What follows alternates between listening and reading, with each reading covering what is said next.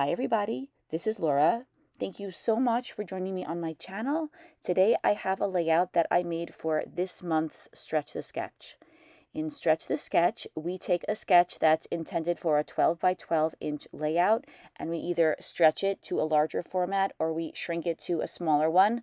I have been making a small album, so once again this month I'm going to be shrinking my sketch.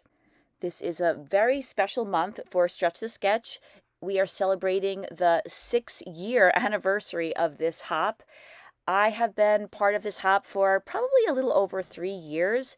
It's amazing to me, though, that a hop would last for 6 years, and it's a very popular, successful hop, I think because it actually is a challenge. It's not easy to take a sketch and reconfigure it, I think, to a bigger format or a smaller one.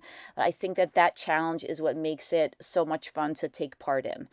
And for the sketch this month, we are using the first sketch that was used in the Stretch the Sketch hop or challenge, and this is a sketch by Shamel.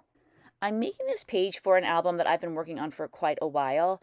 I started making it years ago after I took a class with Janet Fritz called Impactful Storytelling. It's a little album about my memories and important things in my life that I wanted to make for my daughters. So I started off by making one album, and then I decided I should make one for each of my daughters. So that's what I'm working on now, the second album. I'm using a 6 by 8 inch album. For some reason, the page protectors fit a slightly larger piece of paper, so the largest paper that I'm using today measures approximately 6¼ inches by 8½ inches. I'm using a My Mind's Eye collection for this layout. It's from many years ago. It's called Stella and Rose. I really like the My Mind's Eye collections for these smaller pages because there tend to be smaller patterns and details on their papers and embellishments, and I think that goes really well with this smaller scale layout. I wanted to use a horizontal photo for this layout, so I rotated the sketch.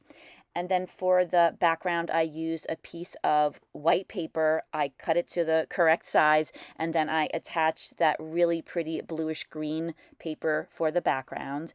And then I layered another pattern paper on top, but it's so dark it looks like a solid. And then I used another pattern inside of that. I love all of the different circular designs on that in a whole bunch of different colors.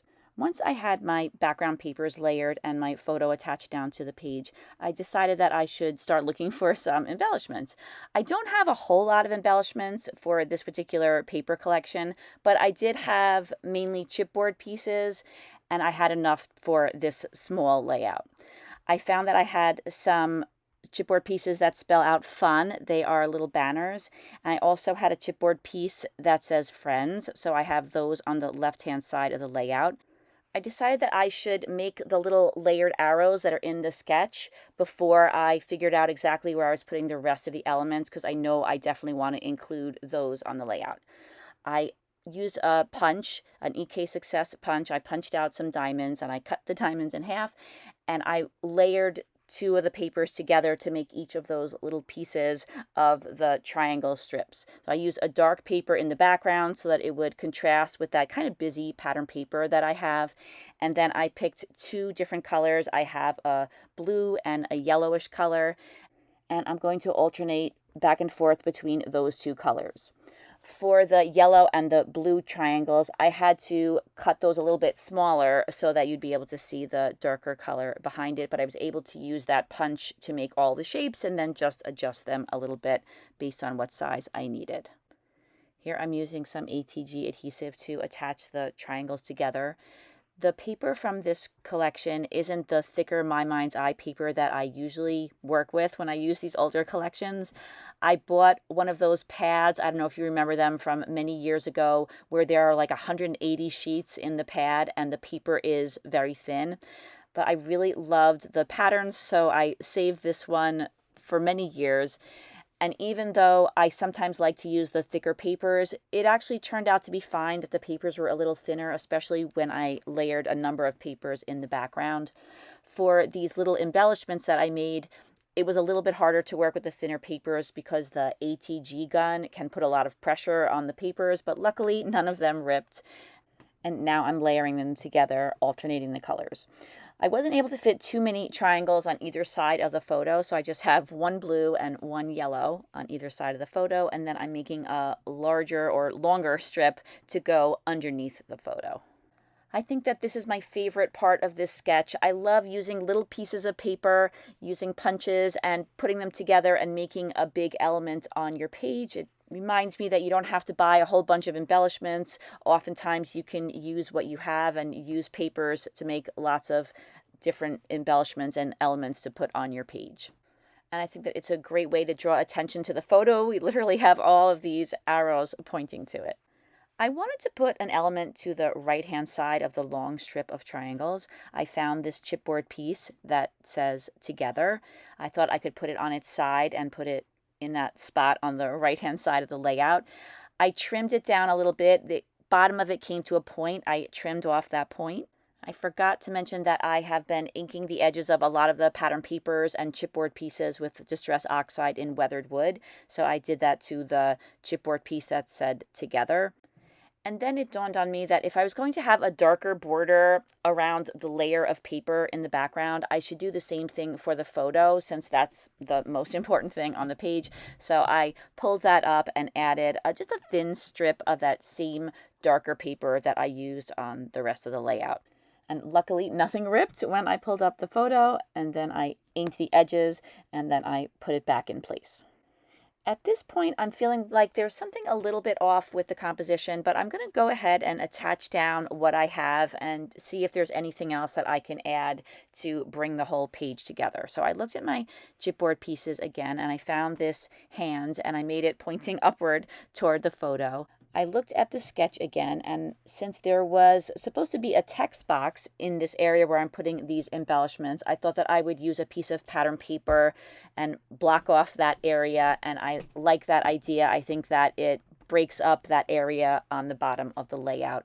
And so I used the same color blue, or the same piece of pattern paper in blue that I used for the triangles. I inked the edges, and then I attached that down.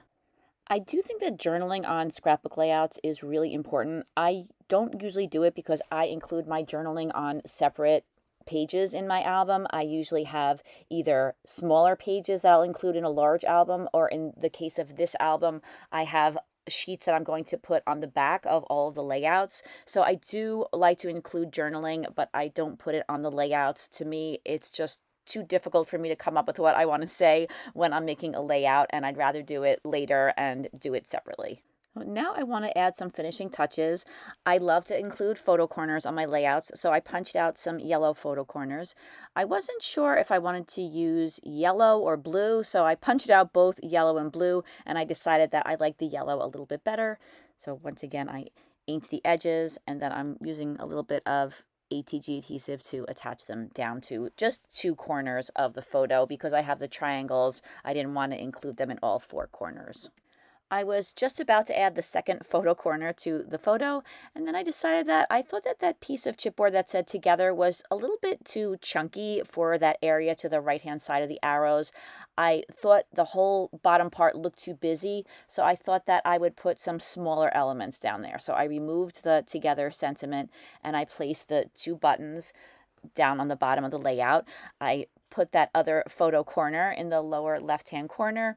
And then I was thinking the layout would look better if there was one more triangle on that bottom strip of triangles. That way that line of triangles would extend almost to the edge, the way the other 2 small strips of triangles were almost at the edge. And for some reason, that one triangle made such a difference to me. I really liked the layout better once I had added that. I took the back piece of chipboard off of the word together, and I included that at the top of the layout. And then it dawned on me, you could see that I rethink things all the time.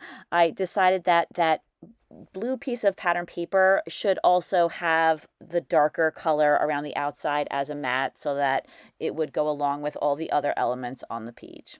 I thought it was funny, when I was attaching that blue piece of paper down, I was thinking of putting a mat, but I thought I don't have to mat everything. Everything on the page doesn't have to have that border. But then once I was almost done with the layout, it seemed to me like the layout really needed it. So I'm glad that I was able to get that piece of paper up without it ripping, and then add the mat, and then put everything back in place. Before I attach those buttons down to the page, I thought that it would look nice to add something to the center. Instead of using thread, I decided I would use a little bit of twine. I have this very simple off-white twine in my stash. First, I thought I could tie a bow on one of the buttons. I thought I'd tie a bow on one and then just have a little knot on the other. But then I was thinking that the bow looked a little bit too bulky for me. It doesn't really look that bad, but that's how I felt at the time. So I tied a knot on the second button and I cut the twine short. And then that's when I decided I'm just going to go with a knot on both of the buttons. And then I attach them down, and then I go back later on after I'm all done with the layout and I glue those buttons down because I thought that they might not stay since they had that twine on them. The ATG adhesive might not be enough to keep them in place. As a finishing touch, I'm going to add some enamel dots. I had some really tiny gray enamel dots. I decided to put one on either side of the sentiment friends. And then I was going to do the same thing to the word together, but I didn't really have enough room to add the enamel dots to the side, so I added two to the top. I added one more gray enamel dot to the finger pointing upwards, and then I added slightly larger red dots to the two photo corners. That finishes up this layout.